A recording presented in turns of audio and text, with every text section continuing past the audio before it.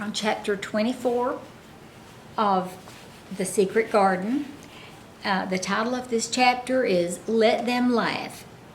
The secret garden was not the only one Dickon worked in. Round the cottage on the moor, there was a piece of ground enclosed by a low wall of rough stones. Early in the morning and late in the fading twilight, and on all the days Colin and Mary didn't see him, Dickon worked there, planting or tending potatoes and cabbages, turnips, carrots, and herbs for his mother. In the company of his creatures, he did wonders there, and was never tired of doing them, it seemed.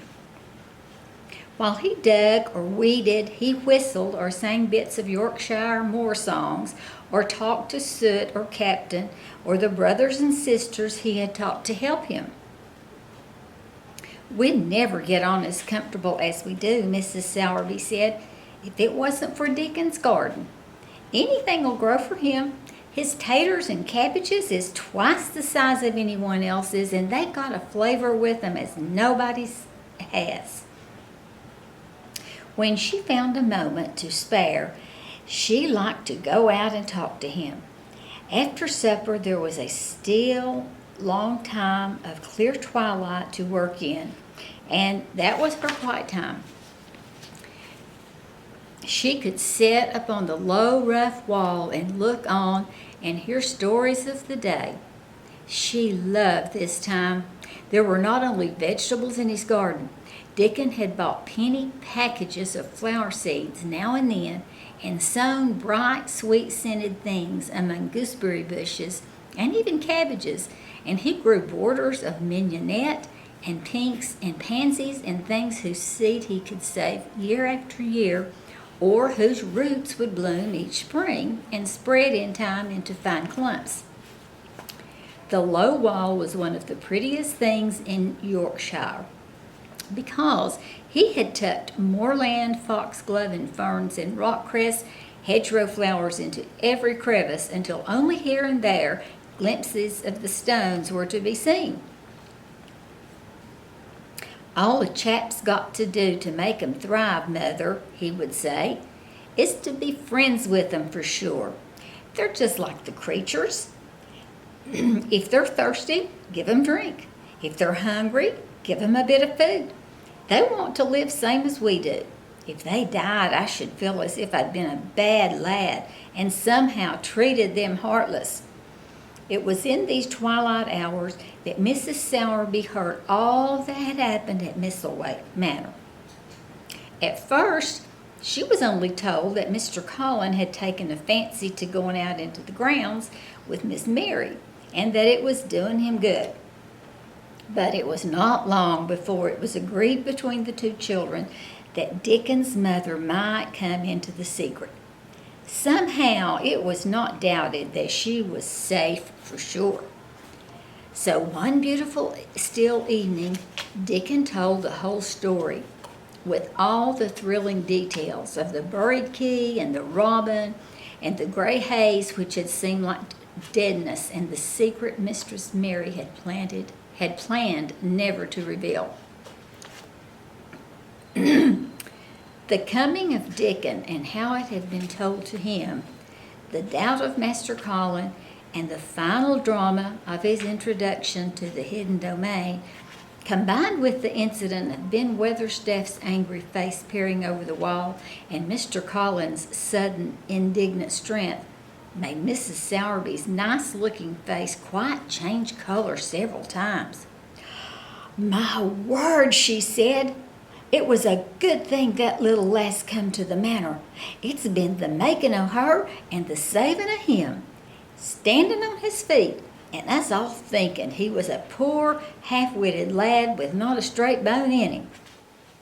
She asked a great many questions, and her blue eyes were full of deep thinking. "What do they make of it at the manor? Him being so well and cheerful and never complaining?" she inquired. "They don't know what to make of it," answered Dickon. "Every day as comes round his face looks different. It's filling out, and he doesn't look so sharp, and the waxy color is going, but he has to do his bit of complaining. with a highly entertained grin. "What for in mercy's name?" asked Mrs. Sowerby. Dickon chuckled. "He does it to keep them from guessing what's happened. If the doctor knew he'd found out he could stand on his feet, he'd likely write and tell Master Craven. Master Colin's saving the secret to tell himself. He's going to practice his magic on his legs every day till his father comes back, and then he's going to march into his room and show him he's as straight as other lads. But him and Miss Mary thinks it's the best plan to do a bit of groaning and fretting now and then to throw folks off the scent." Miss Sowerby was laughing a low, comfortable laugh long before he had finished his last sentence. She said, "that pair's enjoying theirselves, I'll warrant. They get a good bit of acting out of it, and there's nothing children likes as much as play acting. Let's hear what did they do, Dickon lad?" Dickon stopped weeding and sat up on his heels to tell her. His eyes were twinkling with fun. "Master Colin is carried down to his chair every time he goes out," he explained. "And he flies out at John, the footman, not for carrying him careful enough. He makes himself as helpless looking as he can, and never lifts his head until we're out of sight of the house. And he grunts and frets a good bit when he's being settled into his chair. Him and Miss Mary's both got to enjoying it, and when he groans and complains, she'll say, 'Poor Colin, does it hurt you so much? Are you so weak as that, poor Colin?' But the trouble is that sometimes they can scarce keep from bursting out laughing. When we get safe into the garden, they laugh till they've no breath left to laugh with. And they have to sniff their faces into Mr. Colin's cushions to keep the gardeners from hearing if any of them's about." "The more they laugh, the better form," said Mrs. Sowerby, still laughing herself. "Good, healthy child laughing's better than pills any day of the year. That pair'll plump up for sure." "They're plumping up," said Dickon. "They're that hungry they don't know how to get enough to eat without making talk.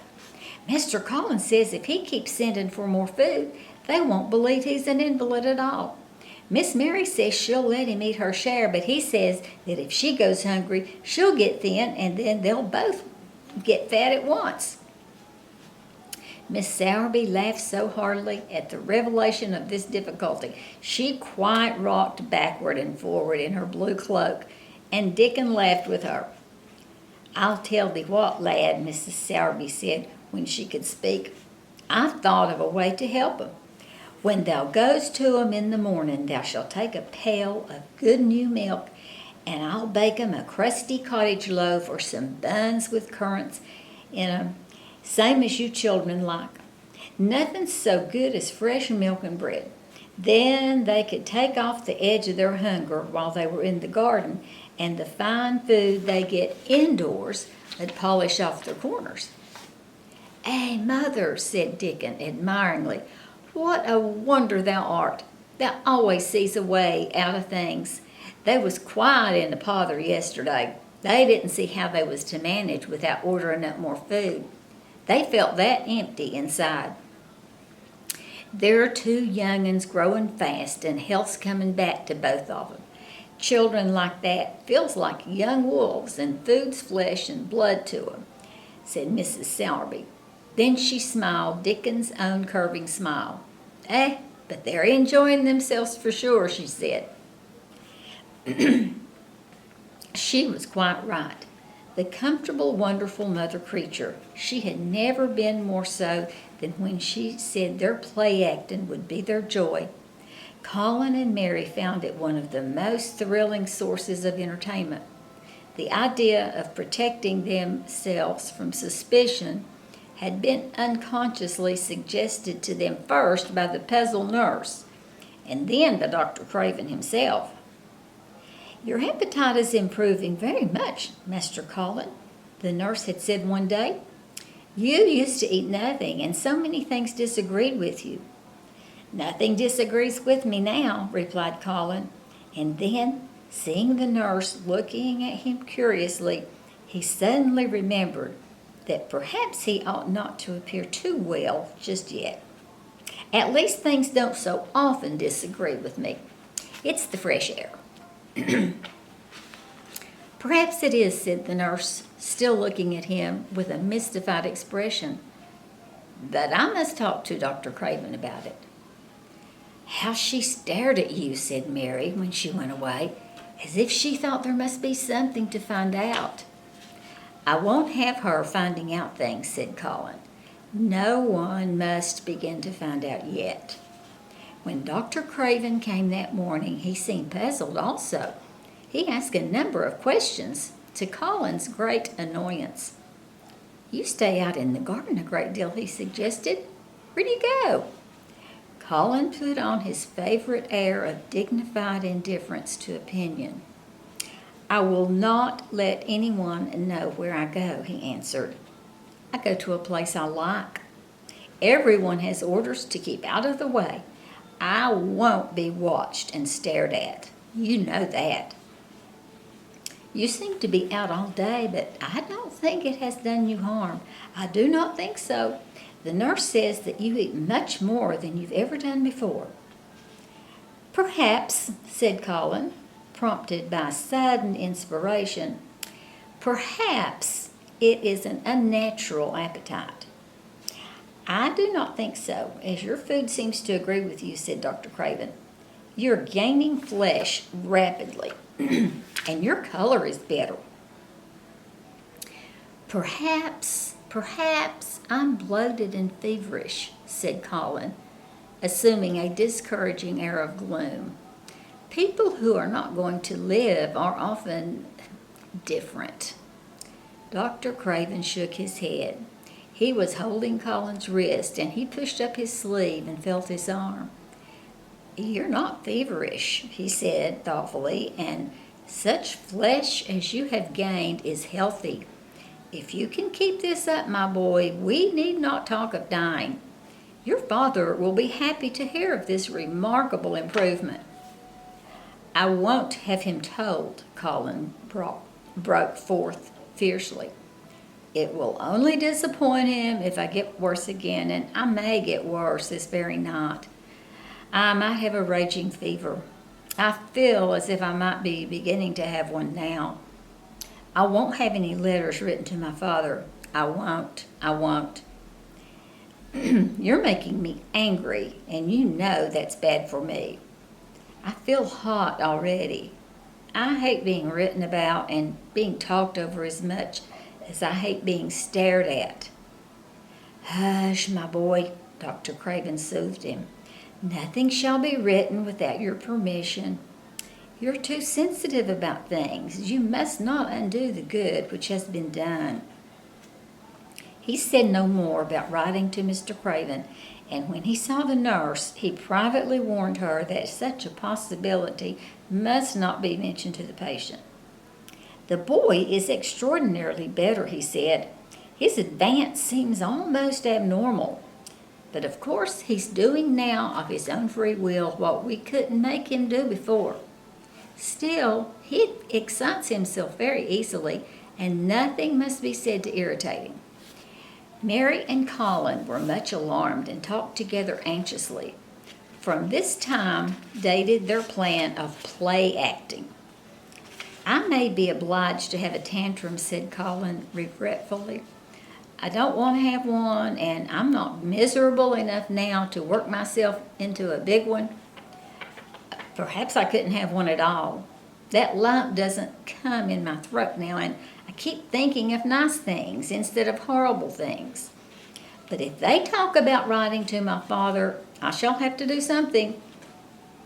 He made up his mind to eat less, but unfortunately it wasn't possible to carry out this brilliant idea when he weakened each morning with an amazing appetite, and the table near his sofa was set with a breakfast of homemade bread, fresh butter, snow-white eggs, raspberry jam, and cream. Mary always breakfasted with him, and when they found themselves at the table, particularly if there were delicate slices of sizzling ham sending forth tempting odors from under a hot silver cover, they would look into each other's eyes in desperation. "I think we shall have to eat it all this morning, Mary," Colin always ended up by saying.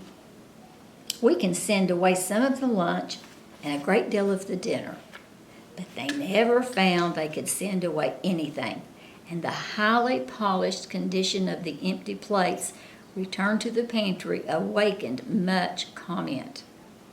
"I do wish," Colin would say also, "I do wish the slices of ham were thicker, and one muffin each is not enough for anyone."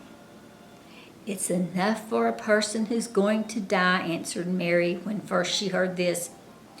"But it's not enough for a person who's going to live. I sometimes feel as if I could eat 3 when those nice, fresh heather and gorse smells from the moor come pouring in the open window."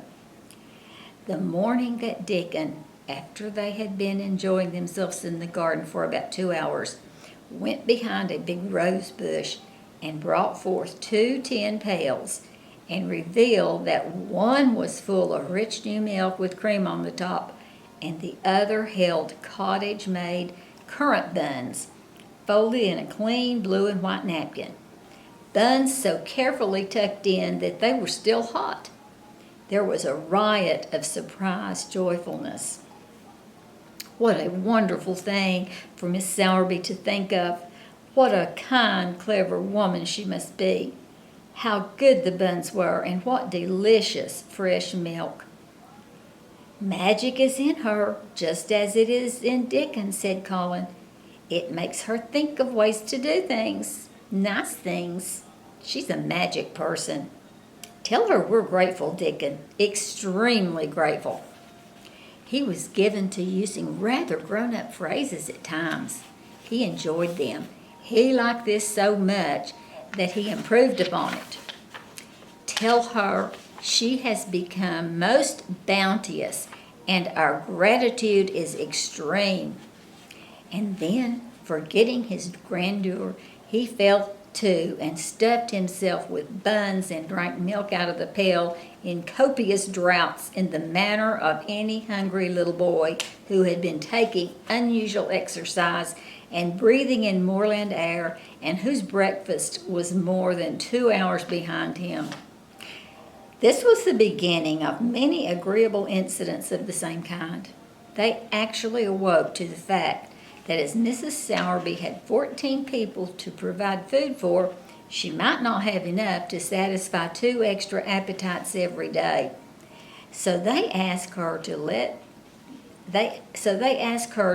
them send some of their shillings to buy things. Dickon made the stimulating discovery that in the wood in the park outside the garden, where Mary had first found him piping to the wild